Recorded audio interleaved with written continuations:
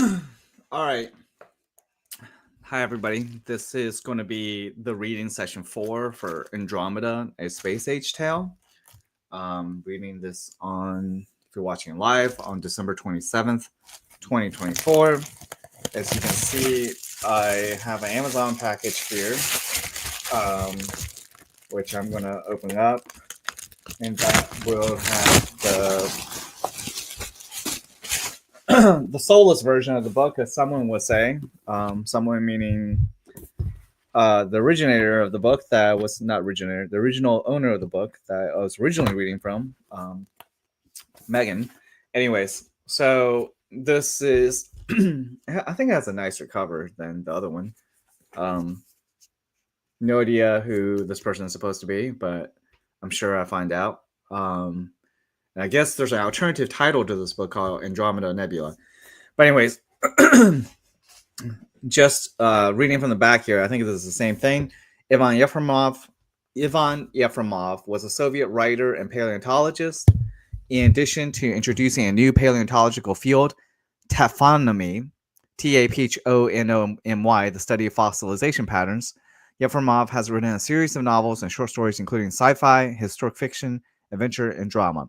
Yefremov is frequently ridiculed for his enthusiasm and faith in the viability of a communist society, as described in his best-known science fiction novel, Andromeda Nebula.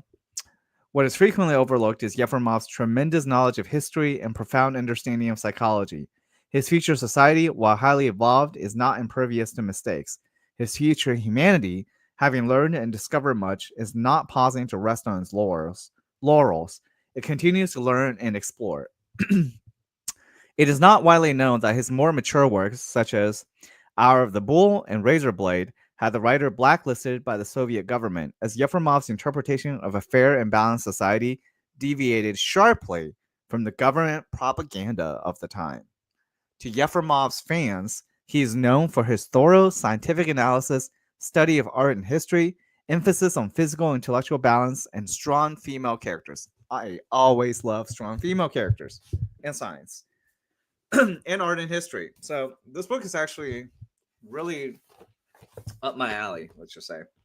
The font in this version is a little different, as you can probably tell, possibly. If I don't know if this camera can capture it, but yeah, it should still be good. I'm going to try to see if I can get to chapter 4, The River of Time. I think that was the last one that we read. So page 111, this one. I guess this book doesn't have like illustrations though. It just jumps straight into like chapter 4. So that part is a little more disappointing. Rather than the soul version, the one that I guess the one that you can't find on Amazon. That one actually had beautiful illustrations. So back then where were we? Chapter 3 was on the spaceship. Chapter 4 now it's called The River of Time. I think this one, well, okay. I'll just start reading and pretty much I'm sure you figure it out. People's names are very strange. I don't know where he gets them. So I think this might be back on Earth. Since it's back to Darvetter. Yeah. And Darvetter is that what do you call it? Was that guy in the Council for Interstellar Travel. Okay. Chapter 4, The River of Time. Beta Khan and Darvetter stood on the small round platform of a helix flyer, drifting slowly above the endless steppes. A light breeze made broad ripples in thick blossoming grasses. In the distance, on their left,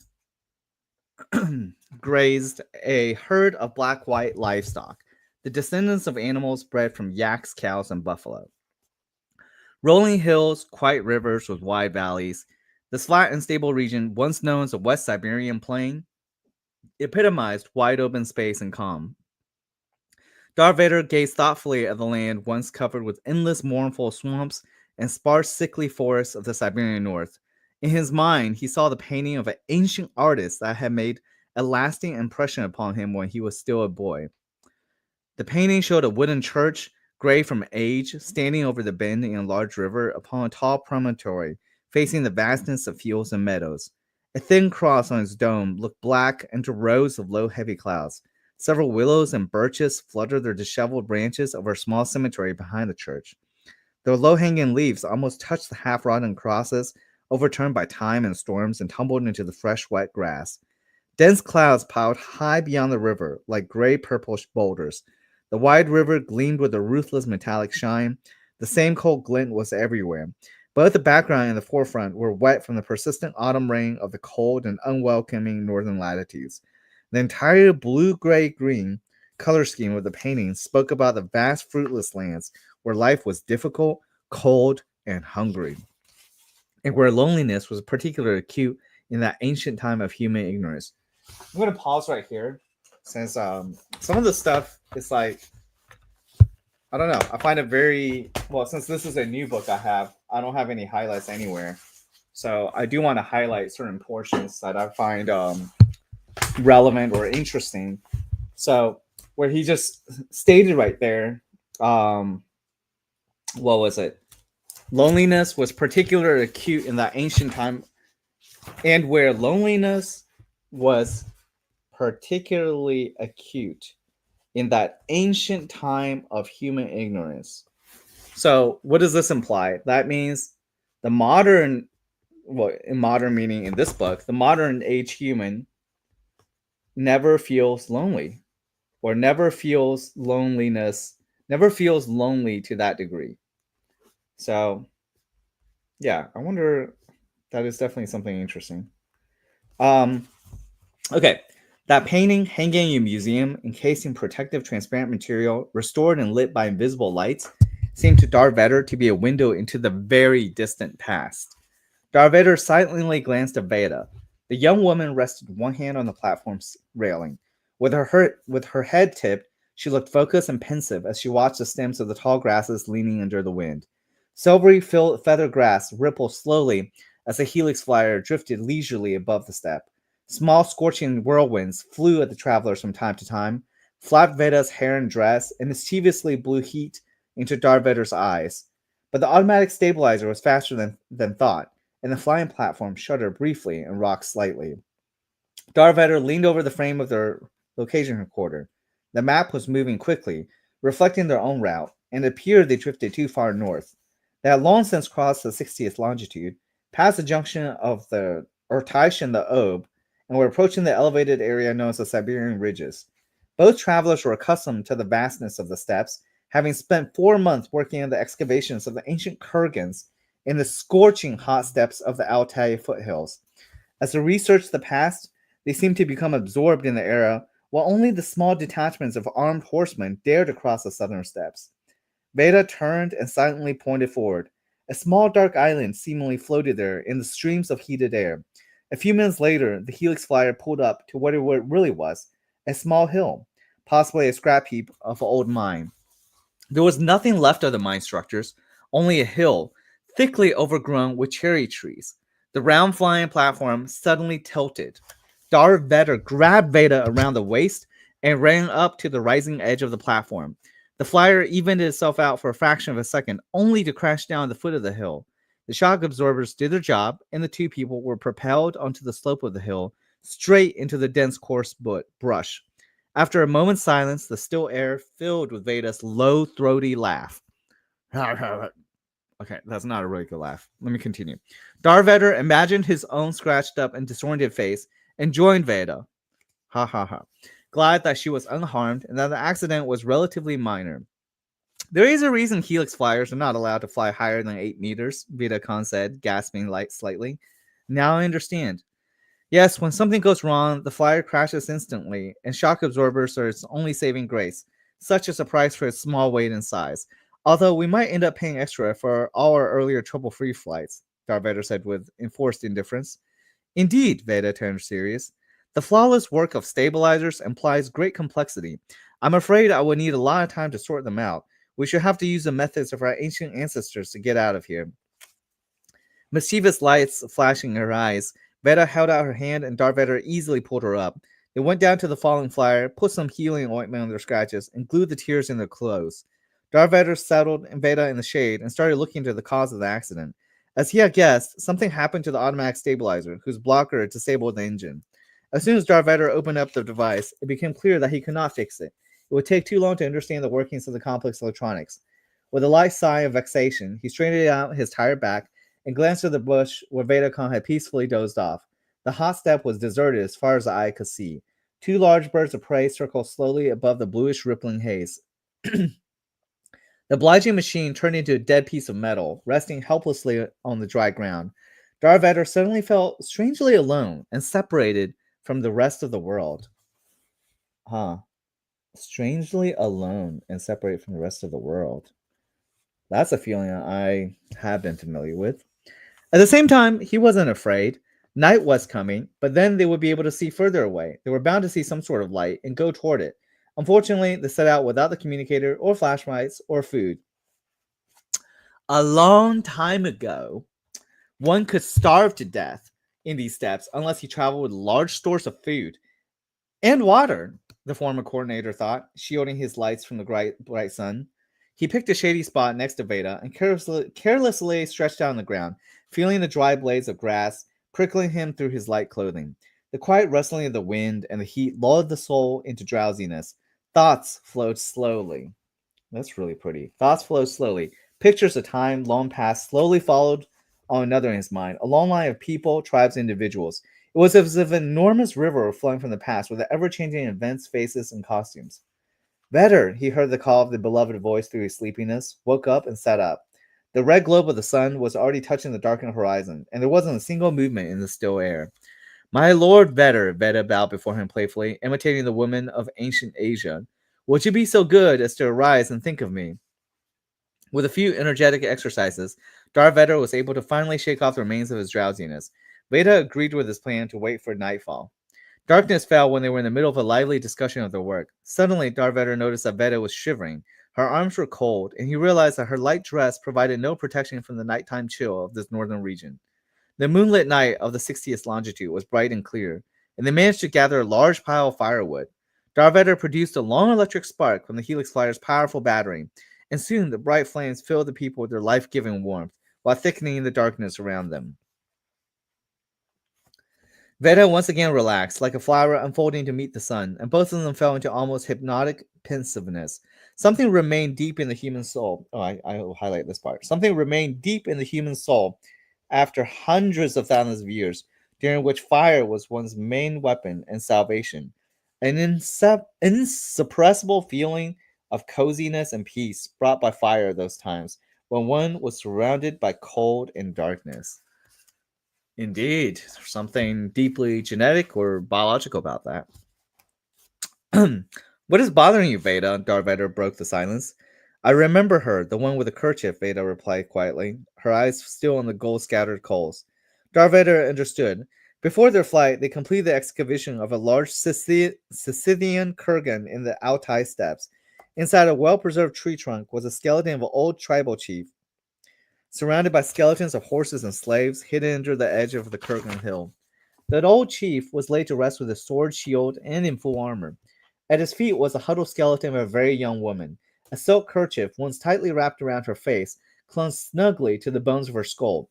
They could not preserve the kerchief despite their best efforts, but during the few minutes before it fell into delicate dust, they managed to see the clear outlines of a beautiful face imprinted on the fabric thousands of years earlier. The kerchief communicated another terrible detail. The imprint of the woman's bulging eyes left no doubt that she was strangled with a kerchief and thrown into her husband's grave to accompany him along the mysterious path of the underworld. She couldn't have been older than 19. He couldn't have been less than 70, which was a formidable age in those days. Darth Vader recalled the discussion about the find among Veda's young colleagues. Did the woman follow her husband of her own free will, or was she forced? Why? What for? Yeah, that's a very good question.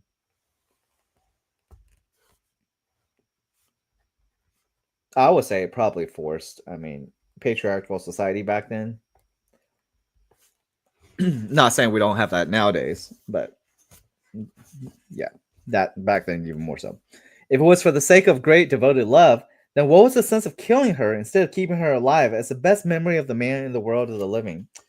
Yeah, that's what I've always wondered. Like, for instance, taking out of this book, Historical China, Emperor dies, all his whatchamacallit, concubines and whatnot. Um, I don't think it's every case, but like, yeah, all of them ends up like getting killed with him and buried. So why? That's my question. Like, the best memory would be to keep alive. That's my view too. I agree with this guy. All right.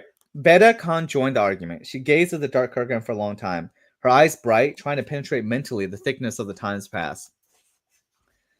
Try to understand these people. The ancient steppes were vast and truly limitless to them, with the only long distance travel methods of being horses, camels, and oxen. These huge expanses were populated by separate groups of nomadic herdsmen who were not only unrelated to each other, but were in a constant state of war. Many offenses and much anger accumulated from one generation to the next. Many offenses and much anger accumulated from one generation to the next. Every newcomer was an enemy, every tribe, a prize promising more livestock and slaves, who were people forced to work like animals by using a whip and a stick. Such social structures offered, on the one hand, a great freedom to an individual in his minor passions and desires, something we're not familiar with. On the other hand, it resulted in unprecedented limitations in people's interactions and narrowness of their aspirations. Wow.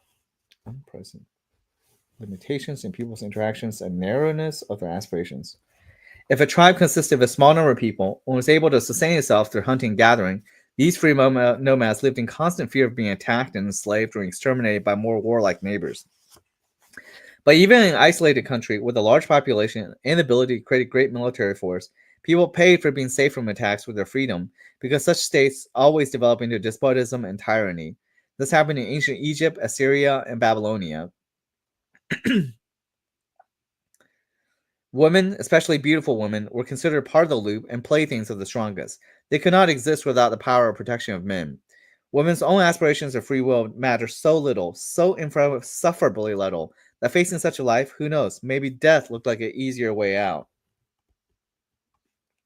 A burning branch snapped loudly, bringing Darvetter back to the present. As if responding to his thoughts, Veda moved closer, slowly poked at the fire, and watched the tons of bluish flame running over the coals.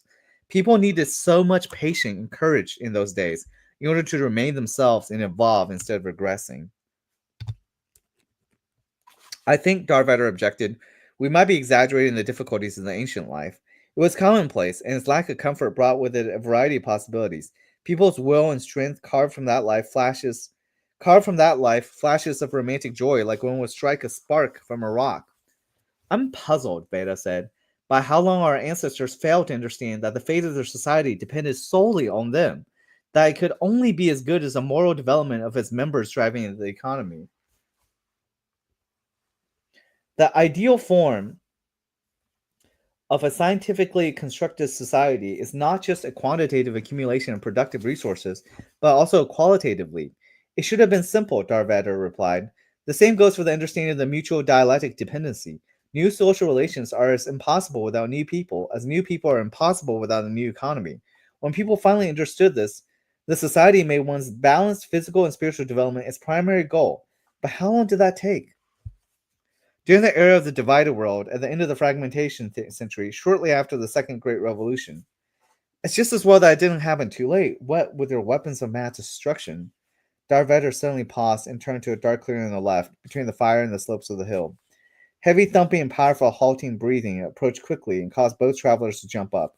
An enormous black ox appeared by the fire. The flames cast blood-colored flickers into his angrily bulging eyes. Snorting and digging in dry soil with its roofs, the monster was clearly preparing to attack. In the weak light, the ox looked incredibly huge, its lowered head looking like a granite boulder, its withers rising like a mountaintop surrounded by bulging muscles. Neither Veda nor Darvetter was ever this close to mean and deadly animal power, faced with something whose reason-free brain was inaccessible to negotiations. Veda clasped her hands at her chest and stood motionless, as if hypnotized by this vision that appeared out of darkness. Driven by a powerful instinct, Darvetter stepped before the ox, shielding Veda, as his ancestors did millions of times before. but the hands of this man from this new era were empty. Veda, jump to the right, he barely managed to say when the animal charged at them. The well trained bodies of both travelers could certainly compete with the primeval agility of the ox. The giant rushed by them and crashed into the brush, while Veda and Darveda retreated in the darkness of a few paces away from the helix flyer. Away from the fire, the night was not at all dark, and Veda's dress was undoubtedly visible from a distance. The ox climbed out of the brush. Darveda deftly boosted his companion up. She flipped over the railing and made it to the flyer's platform. While the animal turned, its hooves burrowing into the soil, Darth Vader hopped onto the platform next to Veda. They exchanged a brief glance, and he saw nothing but sincere delight in the eyes of his companion. The engine cover had been removed earlier during the day, when Darth Vader tried to fix the complicated device. Now, gathering all of his enormous strength, he tore a stabilizing fuel cable from the platform's railing, stuck its bare end under the main transformer switch, and moved Veda aside cautiously. At that moment, the ox hooked the railing with his horns, and the flyer was rocked by the mighty pull.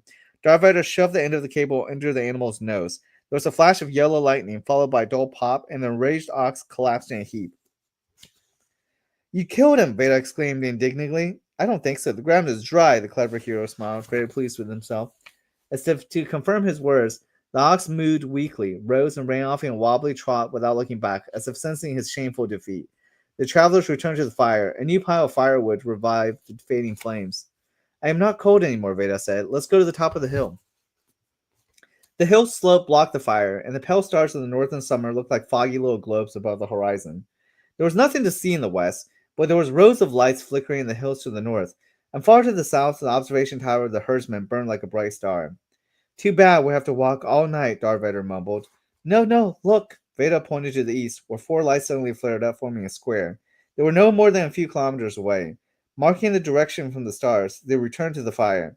Veda Khan paused before the glowing coals as if trying to remember something.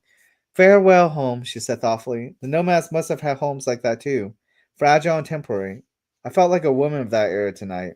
She turned to Darth Vader and trustingly rested one arm around his neck. I feel the need to be protected so acutely. I wasn't afraid, no. It was a luring sort of obedience to the power of fate, I think. Veda put her hands behind her head and stretched indulgently. A moment later, her misty eyes regained their playful spark. Lead the way, then, hero. The tone of her low voice turned vaguely mysterious and tender. The moonlit night was filled with the fragrance of grasses and alive with the rustling of small animals and shouts of birds. Veda and Darth Vader walked carefully, afraid to fall into an invisible burrow or a crack in the ground. The feather grass stems brushed against her ankles. Darth Vader made a point to look around carefully whenever he saw dark copse of trees or bushes. Veda laughed quietly. Do you suppose you should have brought along the battery and the cable? You're far too cheery, Veda, Darth Vader objected good-naturedly, more so than I expected. The young woman suddenly turned serious. I was greatly affected by the sense of protection you provided. Then Veda started talking, rather thinking out loud, about further plans for her expedition. The first stage of the work with the steppe kurgans was over, and her colleagues was either returning to their former jobs or going off to look for new engagements. But Darth Vader has not yet picked another occupation for himself. He was free and could follow his beloved. Judging by the information they received, Mivan Mas was doing well as a post, and even if he wasn't, the council would not appoint Darth Vader to the same job so soon after he left it. It was considered ineffective during the era of the Great Ring to keep people in the same job for too long. The most precious quality, their creative inspiration, became dulled by the routine, and they could return to an old occupation only after a long break. This is the exact opposite of how our traditional society works, I suppose. You work at the same job for years and years and years, at least the same career. I like this new enlightened age that this author is describing, that Yefremov. I'll read this line again. The most precious quality, their creative inspiration, become dulled by the routine, and it could return to an old occupation only after a long break. Did our work feel insignificant and monotonous to you after 6 years of interacting with space? Veda's clear, attentive eyes soured his eyes. Veda's clear, attentive gaze soured his eyes. Your work is not at all insignificant or monotonous, Darth Vader objected, but it doesn't give me that level of excitement I'm used to. I become good-natured and too calm, as if I'm being treated with blue dreams. Blue dreams? Veda asked, and a catching in her breath told Darth Vader more than the blush on her cheeks, invisible in the darkness. I'm planning to start the next exhibition with the large cave, she interrupted herself, but not before I get a new group of volunteer diggers. Before that, I am going to do some archaeology at sea. I have some friends there who asked me for help. Darvetter understood, and his heart gave a happy leap.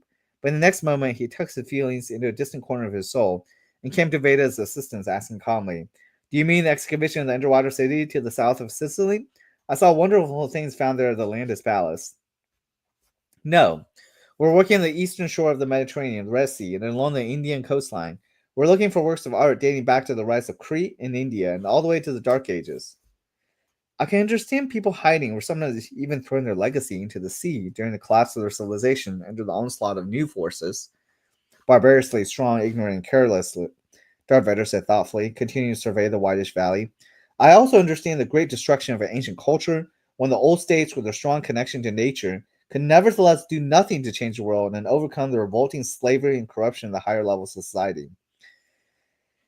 People merely replace the ancient slavery with feudalism and the religious darkness, if the Middle Ages, Veda added. But what is it you don't understand? I don't have a clear idea about the Crete Indian culture. You're simply not familiar with the latest discoveries. Its traces have been found all over the world from America to Crete, from the south of Middle Asia and northern India to western China. I had no idea that secret hiding places for works of art already existed in such ancient times, predating Carthage, Greece, and Rome. If you come with me, you'll see for yourself, Veda said quietly. Darth walked next to her silently. The path went up a shallow slope. When they reached the top of the ridge, Darth suddenly stopped. "Thank you for the invitation. I accept." Veda tipped her head in slight mistrust, but the eyes of her companion were dark and unreadable in the twilight of the northern light. Once they were over the ridge, the lights appeared very close by. The polarizing light covers did not scatter the light, which made them look further away than they actually were. Focused lighting was a sign of nighttime work. They heard the humming of high-voltage power lines, contrasts of filigree structures shone like silver under high blue lamps. Howling of a warning sign forced them to stop. The sentinel robot must have been nearby. "Danger! Go to the left. Do not come close to the pillars," the invisible speaker roared. The Beely obediently turned toward a cluster of white portable houses. "Don't look at the protected area," the mindful robot continued. Doors in two houses opened simultaneously, and two fans of light fell into the dark path. A group of men and women happily welcomed the travelers, surprised by their primitive method of arrival in the middle of the night. A small shower stall with intersecting streams of fragrant, carbonated and ionized water and playful prickles of tiny electric shocks on the skin was a place of quiet joy. Once they had freshened up, the travelers met at the table. "Better, my dear, we have met my colleagues." Veda poured a gold-colored drink into narrow flutes, instantly foggy from condensation. 10 proof, he happily reached for his glass. "Oxlayer, you're grown savage in the wild," Veda protested. "I'm telling you interesting news, and all you can think of is food and drink." "This is the excavation site?" Darth Vader asked. "Yes, but paleontological instead of archaeological. They're studying Permian fossils, 200 million years ago. It makes me feel pitiful, with a mere millennia of human history." "They're studying them without bringing them to the surface? How so?" "Yes, but I haven't found out exactly how they do this." One of the people at the table, a thin, yellow-faced man, joined the conversation. "One of our groups had just replaced another. We have finished all preparation and ready to begin the translucence process." "Are you using heavy particle bombardment?" Darth Vader guessed. "If you're not very tired, you can go and take a look. Tomorrow we'll be moving our zone further out, and that is not going to be very interesting." Vader and Darth Vader happily agreed. The host rose from the table and took them to the next house. Protective suits hung in separate niches with a dial over each one. "Ionization from our powerful tubes is very high," a tall, slouching woman said somewhat apologetically, as she helped Veda get into the suit of dense fabric with a translucent helmet and a backpack of batteries. Each little curve in the lumpy step soil groaned unnaturally clear in the polarized light. A dull groan sounded from beyond the square area surrounded by thin rails. The ground bulged, cracked, and dropped into a funnel with a sharp-nosed, sparkling cylinder in its center. A spiral crest wound its way around the polished sides.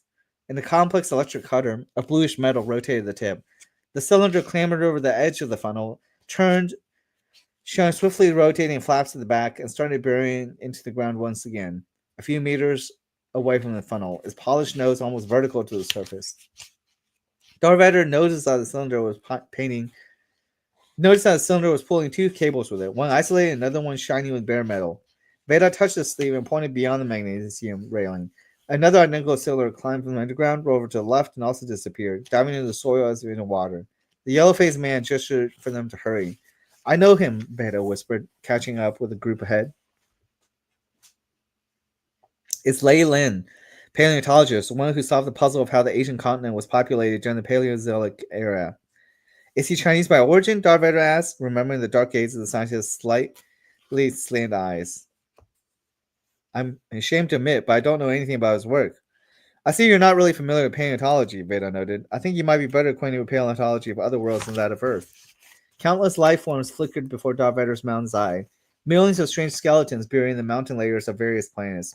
The memories of times long ago, hidden past, long the memories of times long past, hidden in the soil of every inhabited world.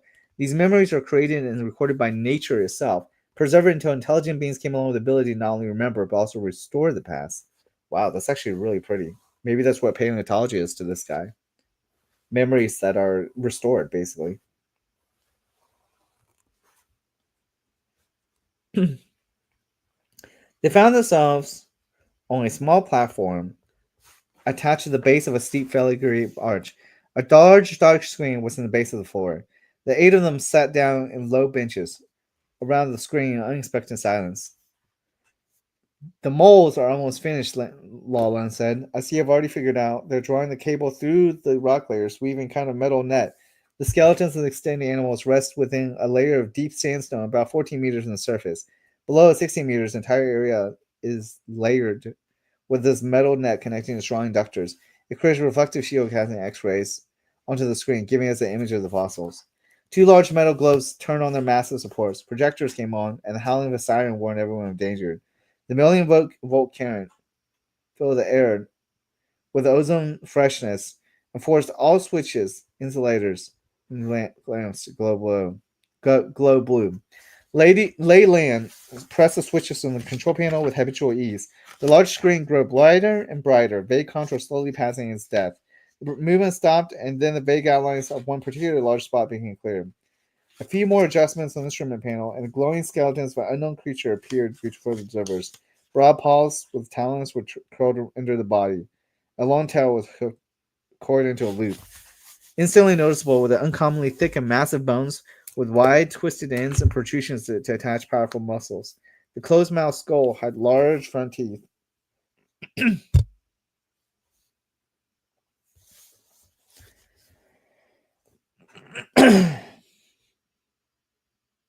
They were looking at it from above, making it look like a boulder with a pitted, uneven surface.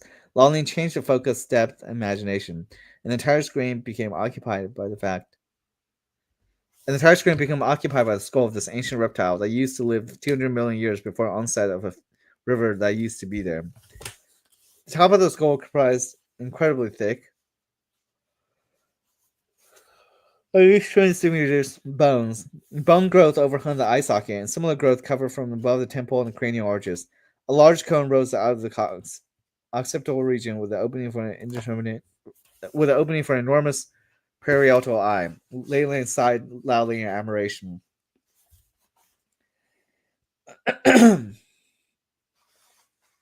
Darth Vader couldn't take his eyes off the clumsy, heavy remains of the ancient beast. Great muscular strength had caused the thickening of the bones subject to great strain, and the heavier skeleton, in its turn, demanded stronger muscles. This direct dependency on archaic organisms often brought the development of many creatures into a dead end. Unless a major change in physiology allowed removing all contradictions and raising them to the next evolutionary stage. It seemed impossible that such creatures could be among the ancestors of humans, with their beautiful bodies allowing for astonishing agility and precision of movement. Darth Vader looked at the thick brow ridges, emphasizing the primitive rage of the Permian reptile, then looked at Veda sitting next to him, slender and agile, with her clear eyes on her lively, intelligent face. What a monstrous difference in the organization of living matter. He looked closer despite himself, trying to distinguish Veda's features from the closet. When he looked back to the screen, it bore a different image. It was a wide, flat, parabolic skull of amphibian, an ancient salamander destined to sprawl in the dark, warm water of the Permian swamp until something edible came close enough to be eaten. And then, once we flipped, the wide mouth slammed shut, and more of the endlessly patient, senseless waiting. Something about it irritated Darth Vader, pressing him with his proof of long and cruel evolution.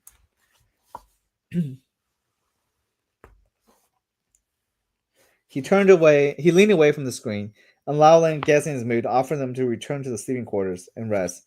Insatiably curious, Veda had a hard time walking away from that observation, especially when she saw that the scientists were turning on electronic photography and audio recording machines to keep from wasting the powerful current. Soon, Veda sat on a white couch in the living room of the woman's house. Darth Vader spent some time pacing around the smooth clearing in front of the house, sorting through the impressions of the day. Northern morning bathed the grasses.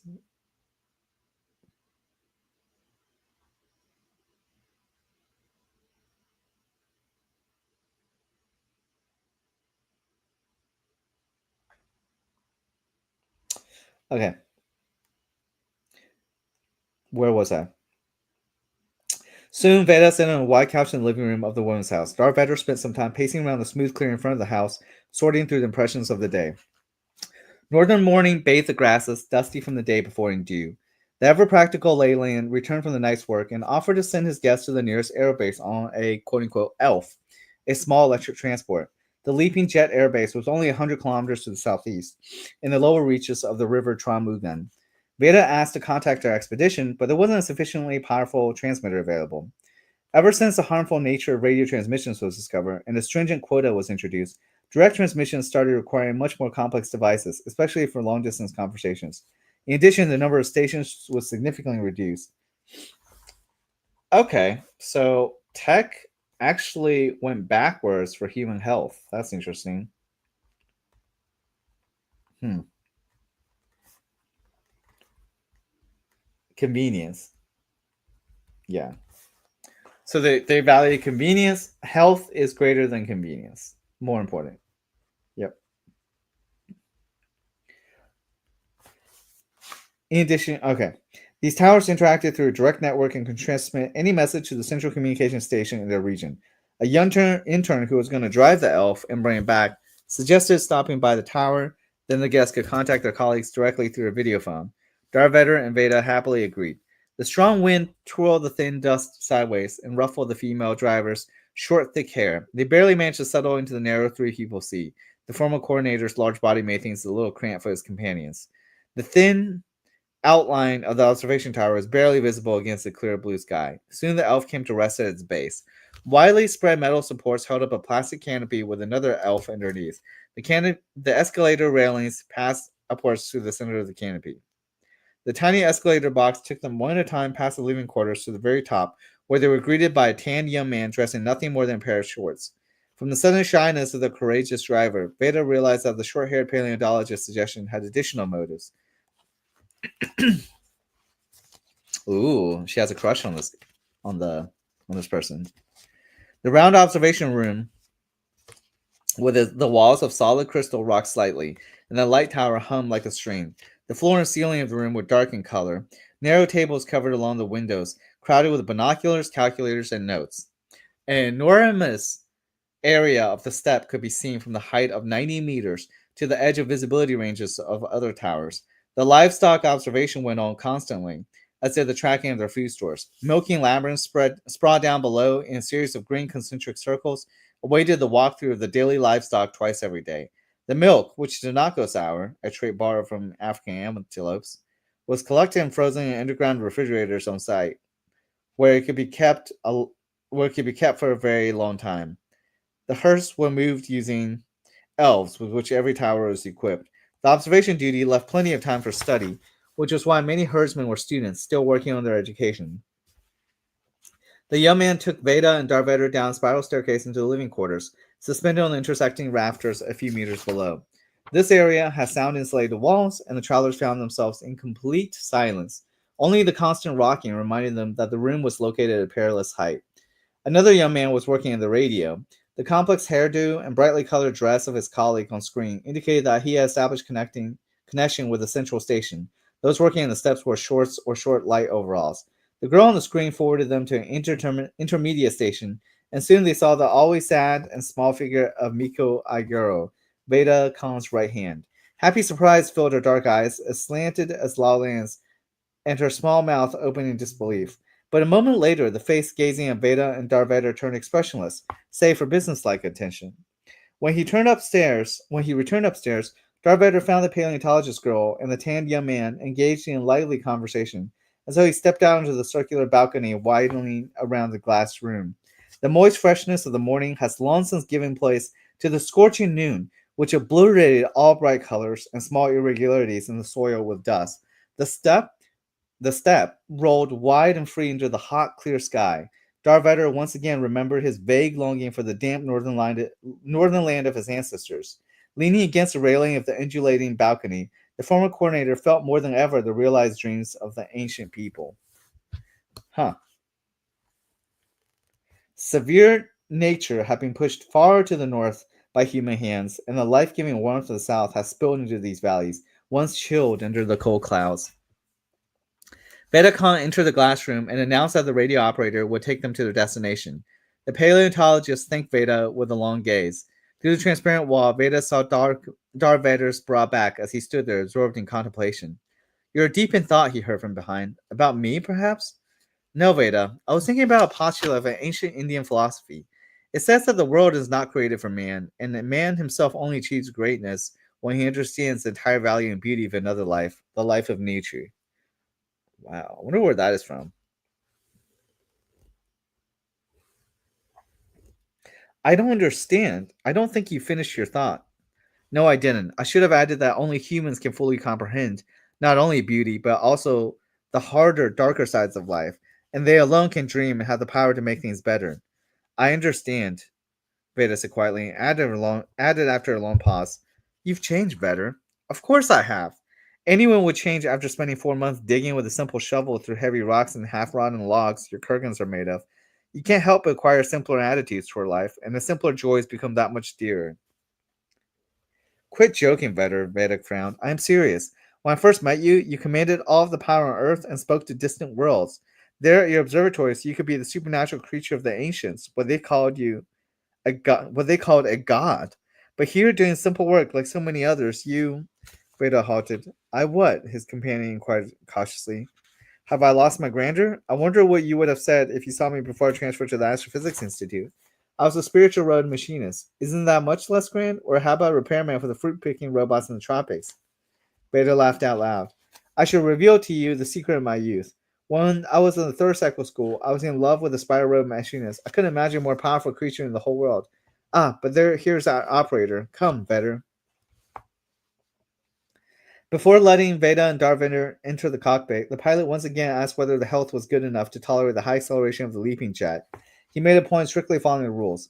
Having received the second affirmative answer, the pilot settled them both in deep seats in the transparent bow of this aircraft that looked like a huge raindrop. Veda felt very awkward. The seats flipped backwards as the aircraft oriented itself upward. A signal gun rang. A powerful spring launched the aircraft up almost vertically, and Veda's body instantly sunk into the seat as if into something elastically liquid. Darth Vader turned his head with difficulty to give Veda an encouraging smile. The pilot turned on the engine. With a roar and a pressing weight for his passengers, the drop-like craft rushed forward along an arch with an apex of 23,000 meters. Only a few minutes seemed to have passed when the passengers, with knees buckling, were deboarding in front of their portable homes in the outside steps, and the pilot was waving them off, asking to get further away. Darth Vader realized that he would have to activate his energy directly. He would have to activate his engine directly from electricity stored in the soil, for there was no launch catapult like the one at the base. He ran, pulling Veda along toward Miko Algura, who rushed to meet them. The women hugged each other as if after a long separation.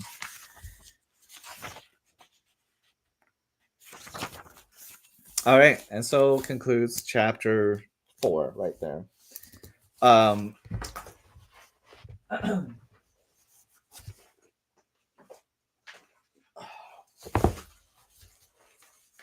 I would say not bad at all. This was really not a bad chapter.